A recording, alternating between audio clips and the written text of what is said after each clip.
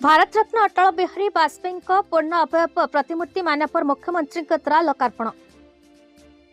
राज्य सरकार ओडिया भाषा साहित्य और संस्कृति विभाग तथा कटक जिला प्रशासन पक्षर आज काठजोड़ी निकट वेलभ्यू छकठारे भारत पूर्वतन प्रधानमंत्री भारत रत्न अटल बिहारी वाजपेयी एक पूर्ण अवयव प्रतिमूर्ति लोकार्पण कर ओडिशा मान्यवर मुख्यमंत्री श्री मोहन चरण माझी मुख्य अतिथि भाव जोगदी वरेण्य विशिष्ट अतिथि उपस्थित में प्रतिमूर्ति अनावरण कर स्वर्गत वाजपेयी व्यक्तित्व को अमर कर मत व्यक्त करते।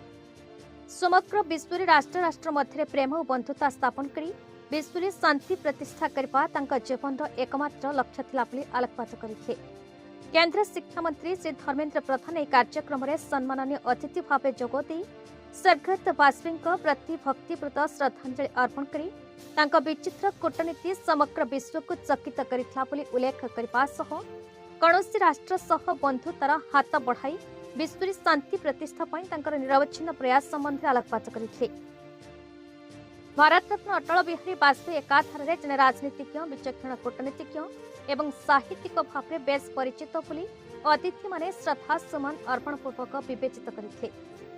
आज वर्णाढ्य समारोह में मान्यवर ओडिया भाषा साहित्य और संस्कृति विभाग मंत्री श्री सूर्यवंशी सूरज, मान्यवर सांसद कटक लोकसभा श्री भर्तृहरि महताब, मान्यवर सांसद राज्यसभा श्री देवाशीष सामंतराय, मान्यवर विधायक सालेपुर श्री प्रशांत कुमार बेहेरा, मान्यवर विधायक कटक चौतार श्री सौभिक बिस्वाल, मान्यवर विधायक बांकी श्री देवी रंजन त्रिपाठी, मान्यवर विधायक कटक सतर इंजीनियर प्रकाश सेठी, मान्यवर विधायक महंगा श्री शारदा प्रसाद प्रधान, मान्यवर विधायक बड़म्बा श्री विजय कुमार दलबेहरा, मान्यवर विधायक नियाले श्री छवि मलिक, जिलापाल जिला मजिस्ट्रेट श्री दत्तात्रेय भाऊ साहेब सिंधे समेत जिला प्रशासन वरिष्ठ अधिकारी और सहर बहु मान्यगण्य व्यक्ति माने जोग देते।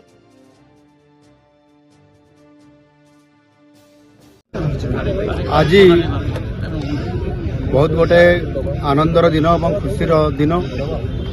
आज आम मानकर मध्य परम सौभाग्य है जे आमर भारत रत्न एवं भारत वर्षर पूर्वतन प्रधानमंत्री अटल बिहारी वाजपेयी आज आमर यही कटक ठारे तांकर पूर्णांग मूर्ति रठी अनावरण करागला।